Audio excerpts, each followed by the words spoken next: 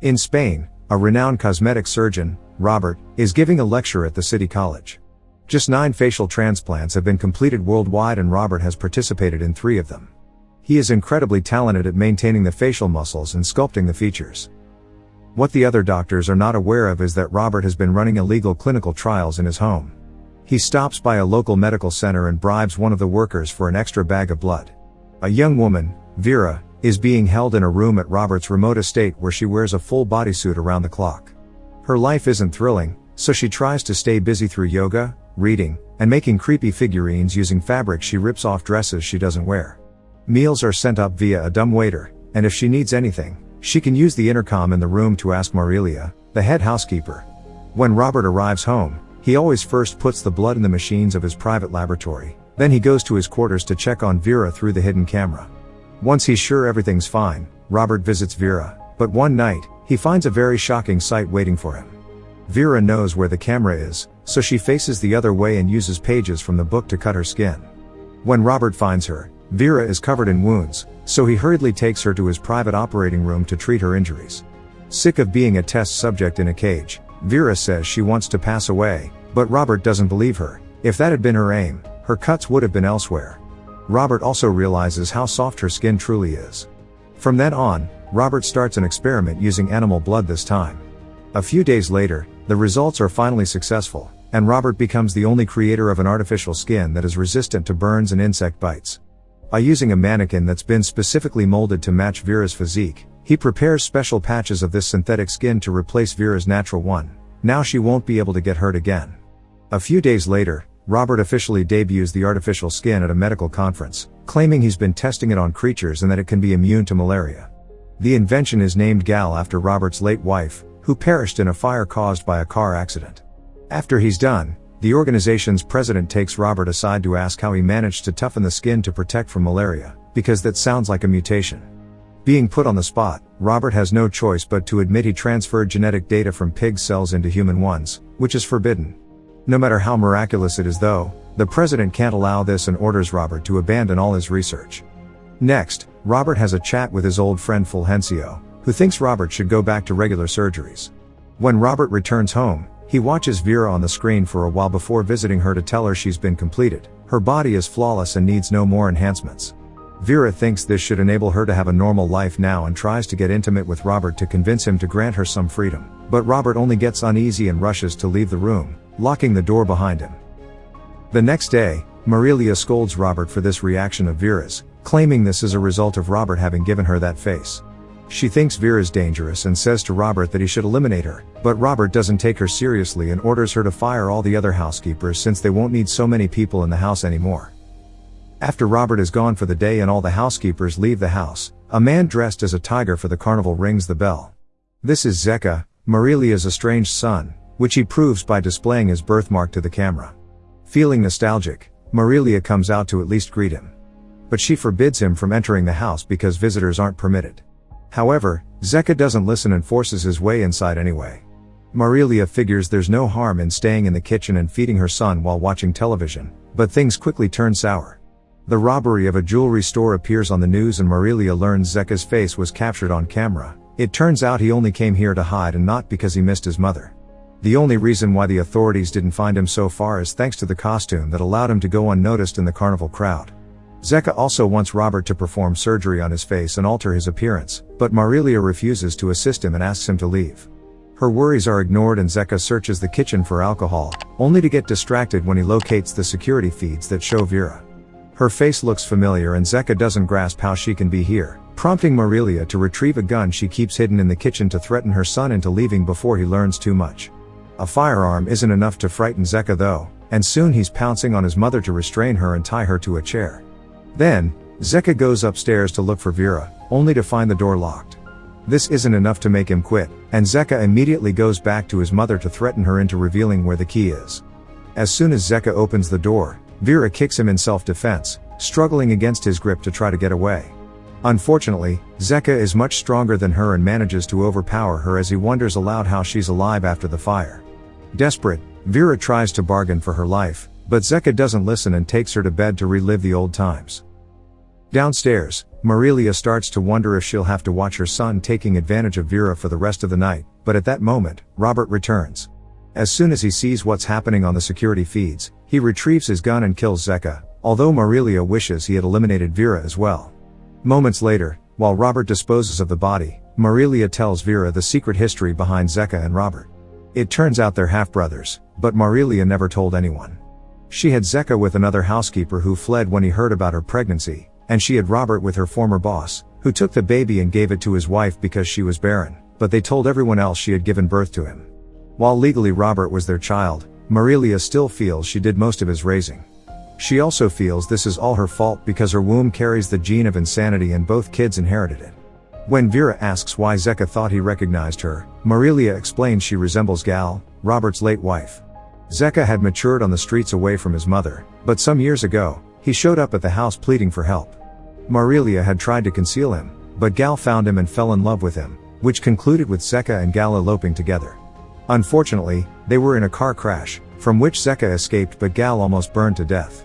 Robert found her barely alive and brought her back to the house, where he hid all the mirrors so Gal wouldn't be able to see her charred face. That was when Robert's research on facial transplants began, but his efforts weren't fast enough. One day, Vera overheard her daughter singing outside and slipped out of bed to approach the window, where she finally got to see her reflection again. The shock of seeing a visage that barely looked human was too much for her to withstand and caused her to leap with a shriek that echoed around the whole house. Her corpse fell in the garden in front of her daughter, who was traumatized by the sight and years later followed her mother's precedent. At that moment, Robert comes back from burying Zeka's corpse and decides to finally accept Vera's offer, allowing her to sleep in his bed that night. The two of them finally kiss, but Vera doesn't want to go further yet because Zeka left her in pain, thus the new couple snuggles until they drift off. That night, Robert dreams of the dreadful events that occurred 6 years prior. He attended a wedding party with his now teenage daughter Norma, who required medication to be sociable again after her mother's passing caused a mental breakdown. The celebration was in full swing when Robert suddenly noticed Norma was absent and went out to the garden to look for her. After spotting a man depart on a bike, Robert found Norma's shoes and coat, following the trail of clothes until he located his daughter unconscious on the ground with her outfit all wrinkled, a result of the cyclist taking advantage of her. As soon as she awoke, she saw Robert and started shrieking because she thought he was her assailant. Back to the present, Vera is dreaming of the same event. Vicente, a young man who worked with his mother in her dressmaking shop, crashed the party and took some of the illegal substances other guests were sharing. Then, Vicente tried flirting with Norma, misunderstanding the kind of substances she was on while taking her to the garden. Norma removed her coat and shoes simply because she found them annoying, but Vicente took it as a sign she was into him too and dragged her under a tree to get intimate. At first, Norma didn't mind, but when the wedding band started to play the same tune that she had been singing when her mother perished, it activated her PTSD and Norma began yelling. Not willing to stop, Vicente covered her mouth but Norma bit him, causing Vicente to strike her and accidentally knocked her unconscious.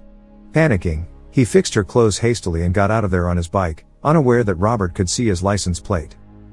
A few days later, while Vicente went out for a ride, Robert donned a disguise and approached him with his van, hitting him to make him crash. Then, Robert shot Vicente with a sleeping dart and abducted him to keep him as a captive in an old garage on his property. It didn't take Vicente long to start going insane down there, but Robert never spoke to him and only came by to shower him with a hose or bring water and rice. Vicente's mom went to the authorities to plead for assistance, but the police found the bike at the bottom of a cliff and assumed Vicente either perished in the fall or left town. Meanwhile, Robert kept visiting Norma at the mental hospital, but she was still terrified of him and hid in the wardrobe whenever he came by. Eventually, Norma ended up finding the same fate as her mother, a tragedy that transformed Robert from a regular physician into a mad scientist. A few days after Norma's funeral, Robert came home to shave Vicente and sedate him before taking him to his private operating room. Fulgencio and 2 other surgeon buddies of Robert's came to assist with the procedure, believing Robert's fake documents that said this patient didn't go to a clinic because he wanted privacy.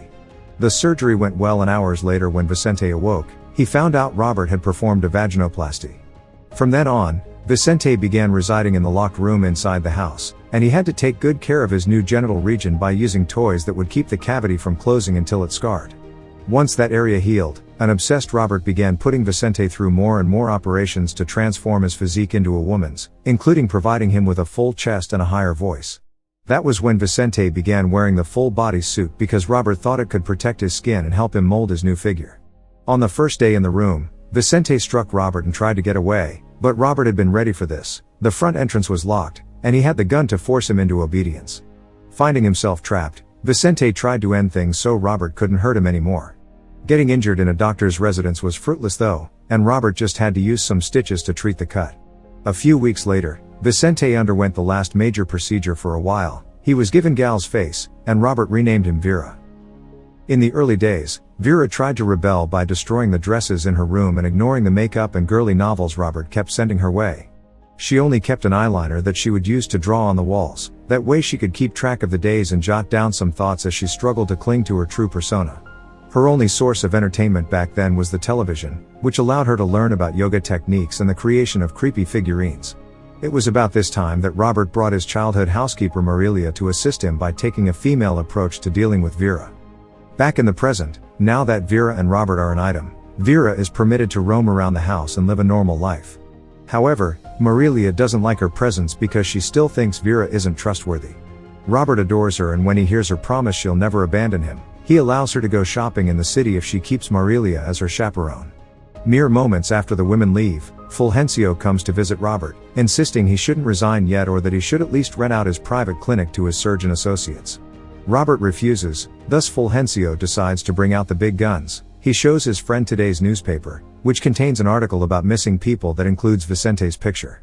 Fulgencio remembers him from the surgery and is starting to wonder if Robert lied to them because he knows his trials needed human genes, not just animal ones. Taking his gun out of his desk drawer, Robert tries to threaten Fulgencio into silence, but their conversation is interrupted by the arrival of Vera, who tells Fulgencio she provided her full consent for every procedure to get him to depart.